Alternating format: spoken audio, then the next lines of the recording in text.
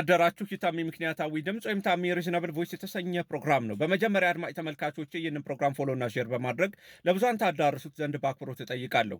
ለአሁን ይዤላችሁ የመጣሁት ርዕስ አፈናው ተጀምሯል፣ ጭፍጨፋው ይቀጥላል የሚል ነው። የዘመነ ካሴ አዲሷ ቡድን ባሪቾ ከአፈጣጠሯ ጀምራ የአማራን ሕዝብ ለመፍጀት እንዲመች የእልቂት ወፍጮ ወይም ኪሊንግ ማሽን ሆና ነው የተዋቀረችው።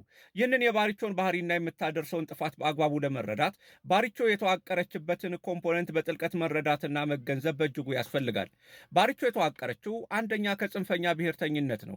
የዚህ አይነቱ ብሔርተኝነት በ1970ዎቹ ወያኔና ሻዕቢያ በትግራይና በኤርትራ ሞክረውት የኤርትራና የትግራይ ህዝብንና ወጣቶችን በጎጥ እያባደነ እያባላ በኤርትራ ውስጥ የደጋዎቹ ክርስቲያኖች የቆላዎቹን ሙስሊሞች የፈጁበት፣ ሻዕቢያ ጀብሃን የበላበት፣ የሃይማኖትና የብሔር ጥምረት የነበረው መተላለቅ የተፈጸመበት ሲሆን በትግራይ ደግሞ የአድዋ ጎጠኞች የአንደርታን፣ የተንቤንን፣ የዩሮብን፣ የራያን ወጣቶች ስም እየሰጡ የፈጁበት ነበር። ወያኔና ሻዕቢያ ከዚያ ያለፈ ዘመን አሰቃቂ የእርስ በርስ መበላላትና መጨራረስ ልምዳቸው ተነስተው አክራሪ ብሔርተኝነት ያለውን እጅግ የመጨረስና አውዳሚ አቅም በአግባቡ ከተረዱ በኋላ ነው ለአማራ በደንብ የሚያጫርሰውና የሚያፋጀውን ይህንን የአውሬ አደረጃጀት ጽንፈኛ ብሔርተኝነትን የመረጡለት። በቀጣይ ጊዜ አማራ እንደ ቅጠል ሲረግፍ፣ እርስ በርሱ ሲባላና ሲፋጅ ሻዕቢያና ወያኔ ከጓሮ ቆመው መሳቅ ብቻ ነው የሚጠበቅባቸው። ሁለተኛው ኮሚኒስታዊ አደረጃጀት ነው። ባሪቾ የተዋቀረችው በዓለም ላይ በቀረና በተወገደ ኮሚኒስታዊ አደረጃጀት ሲሆን በቁልፍና ከፍተኛ አመራር ቦታ የሚቀመጠው ፈላጭ ቆራጭ ኃይል ወይም ቡድን የፖሊስ ቢሮ አባል ይባላል። የዚህ ቡድን ዋነኛና ተቀዳሚ ዓላማ በኮሚኒስታዊ አስተሳሰብና አካሄድ መሰረት ትንሽ እንኳን የተጠረጠረ ወይም በሐሳብ የተለየ ወይም ያፈነገጠ ኃይል ካለ ያለምንም ቅድመ ሁኔታ ማሰር፣ መሰወር፣ መግደል ነው። ከላይ እስከታች በሁሉም መዋቅር ውስጥ ጨፍጭፎና ጸጥ ለጥ አድርጎ የሚገዛ እንደ ሻዕቢያና ወያኔ ያለ አምባገነን ቡድን በአማራ ምድር መፍጠር ነው ዋነኛ ዓላማው። በዚህ ዘመን በሐሳብ፣ በአይዲዮሎጂ፣ በአመለካከት፣ በአካባቢ ወዘተ ዘርፈ ብዙ ልዩነት ባለበት የአማራ ሕዝብ ውስጥ እነዚህን ሁሉ ልዩነቶች አጥፍቶ ጸጥ ለጥ ብሎ እንደ ፋብሪካ ሸክላ ሁለመናው አንድ የሆነ ማሰብ የማይችል አማራ እስኪፈጠር ስንት ሚሊዮን ማሰብ የሚችል አማራ ያልቅ ይሆን? ሶስተኛ ፓወር ኮንሶሊዴሽን ወይም ስልጣን ማደላደል ነው። ኢሳያስ አፈወርቂ የስልጣን ተቀናቃኞቹን አስወግዶ ፓወር ኮንሶሊዴት ሲያደርግ እነ ዶክተር ሰለሞንን በቁማቸው ቆዳቸውን አስገፍፎ በአሰቃቂ ግድያ ገድሎ ቁጥር ስፍር የሌለውን ኤርትራዊ ፈጅቶና አስፈጅቶ ነው ፓወር ኮንሶሊዴት ሊያደርግ የቻለው። በተመሳሳይ ሁኔታ ስብሃት ነጋ የአድዋን ስርወ መንግስት ፓወር ኮንሶሊዴት ሲያደርግ የተንቤንን፣ የአንደርታን፣ የሽሬን፣ የዩሮብ ልጆችን ባዶ 6 እስር ቤት እያስገባ ለወራት ዘቅዝቆ እየሰቀልና እየገረፈ እጅና እግራቸውን የፍጥኝ አስሮ የጋመ ፍም ላይ እየወረወረ በቁማቸው እንደ ማሽላ ፍንድትድት ብለው ተዘረጋግፈው እንዲሞቱ እያደረገ ሌሎች ተረኛ እስረኞች የሚጠብቃቸውን መከራና ስቃይ በዓይናቸው እንዲመለከቱ እያደረገ ነበር።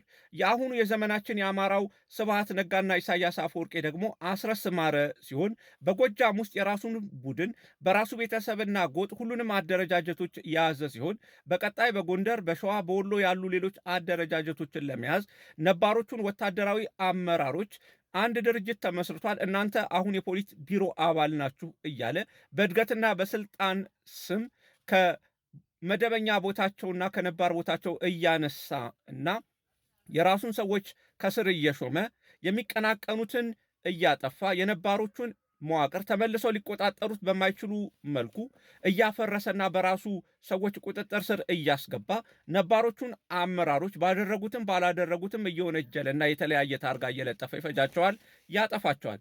የዚህ ሁሉ መቅሰፍት ዓላማው ኤሪትሪያናይዜሽን ኦፍ አምሃራ ወይም አማራን እንደ ኤርትራ በአንድ ፓርቲ ሰጥለጥ አድርጎ የሚገዛ የፈራረሰ ሀገር እና የአማራ ክልል ወጣቶቹ ጥለውት የሚሸሹት የአማራ ክልል መጥፋት እንደ ዕድልና ብርቅ የሚቆጠርበት የሞተና የደቀቀ የአማራ ክልል ለኤርትራ እና ለሻዕቢያ እንዲሁም ለወያኔ የሰገደ ገረድ የሆነ በቀዩ ወጥቶ መግባት ሰርቶ መብላት ብርቅ የሆነበት አማራ እንዲኖር ማድረግ፣ ጠልቶና ተጠልቶ የሚኖር አማራ እንዲኖር፣ በቀድሞ ዘመን በኤርትራና በትግራይ የሚደረጉ ጦርነቶች ሙሉ በሙሉ በአማራ ምድር እንዲደረጉ፣ ኤርትራና ትግራይን ለመከላከል አማራን የጦር አውድማ በማድረግ ወልቃይትንና ራያን ባለቤት አልባና አቅመቢስ ከሆነው አማራ በጉልበት ጠፍጥፈው መቀማትና መውሰድ የሚሉት እቅዶቻቸው ይገኙበታል።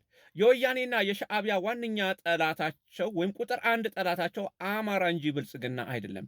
የአማራ ጽንፈኛ በሆነ ተአምር አሸንፎ እንጦጦ ላይ እንኳን ቢደርስ ወያኔና ሻዕቢያ ለብልጽግና ወግነውና አግዘው ተዋግተው የአማራን ጽንፈኛን አባይ ማዶን አሻግረው እንደሚያባርሩት ቅንጣት ታህል ጥርጣሬ የለኝም።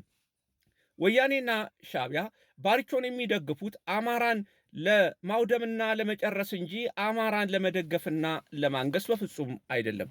በአጭሩ የዘመነ ካሴ ጌቶች ሻዕቢያና ወያኔ ጠፍጥፈው የፈጠሯት ባሪቾ የተፈጠረችበትን አማራን የማፈን የመፍጀትና የመጨረስ ስራዋን ጀምራለች። በቀጣይ ጭፍጨፋውን እልቂቱን ታጧጡፈዋለች። ጉዳዩ ባዶ ስም ማጥፋት እንዳይመስል ከራሳቸው የባሪቾ ሚዲያዎችና አንደበት የሚከተለውን ቪዲዮ ተከታትለን እንመለስ። አንድ የአመራር ቦታ ይዞ የቆየ ሰው ነው። አቲንክ ትላንትና ወደ ኦህዴድ ለመሄድ ከፍ ሲል መረጃው ስለነበራቸው እስከሚፈለገው ድረስ ከርቶ ሊሄድ ወደ አሰባት መንገድ በሌሎቹ መንገድ ነው የያዙት አበባ እጃቸው ላይ ደርቆ የባዴኖች ከዳተኛው እዛ ሳይደርስ መንገድ ላይ በቁጥጥር ስር ውለዋል አመራሮች፣ የፋኖ አመራሮች። ይህን ሰምተናል። እንግዲህ እንዳያችሁትና እንደሰማችሁት አንዱ የጽንፈኛው አመራር የሆነ ግለሰብ ሊከዳ ሲል ያዝ ነው ብለዋል። ይህ አመራር ሊደርስበት የሚችለውን ስቃይና መከራ ገምቱት። በሰውየው ላይ የሚደርሰው ሰቆቃ ብቻ ሳይሆን ሲመረመር ሌሎች ሰዎችን ጠቁሟል በሚል በሌሎች ሰዎች ላይ ሊደርስ የሚችለውን በቀጣይ ተይዘው የሚወርድባቸውን መከራ እና ስቃይ አስቡት። አማራን በአማራ እጅ እንዴት እንደሚፈጁት ልብ በሉ። ለነጻነት እታገላለሁ የሚል ቡድን የራሱን አባላትና አመራር በትግሉ አናምንበትም ካሉ በዲሞክራሲያዊ መንገድ መብታቸውን አክብሮ መሸኘት ሲገባው ከሃዲ እያለና ታርጋ እየለጠፈ የሚያስርበት፣ የሚጨፈጭፍበት፣ የሚያሰቃይበት፣ የሚገርልበትን ስልጣን ከየት አመጣው ብለን ስንጠይቅ ከላይ የጠቀስኩላችሁ ወያኔና ሻዕቢያ ሆን ብለው ኪሊንግ ማሽን እንዲሆን ከጽንፈኛ ብሔርተኝነት ከኮሙኒስታዊ ፈላጭ ቆራጭነትና አፋኝነት በአስረስ ማሬ ጎጥና ስርወ መንግስት በአንዲት ጠባ ሰፈር ጎጠኞች ላይ እንዲንጠለጠልና አማራን እንዲበላ አድርገው ስላዋቀሩት ነው። የራሱን አመራርና አባል መሰረታዊ ዲሞክራሲያዊና ሰብአዊ መብቶች የማያከብር ቡድን አማራን እንዴት ነፃ ሊያወጣ ይችላል የሚለውን ጥያቄ ስንጠይቅ የምናገኘው ምላሽ ሻዕቢያና ወያኔ ባሪቾን ያቋቋሟት አማራ እንዲወድም እንጂ ነፃ እንዲወጣ አይደለም የሚለው መደምደሚያ ላይ ያደርሰናል። ለማንኛውም ባሪቾ አፈናውን ጀምራለች። ጭፍጨፋው ይቀጥላል። ለአሁኑ አበቃው። አመሰግናለሁ።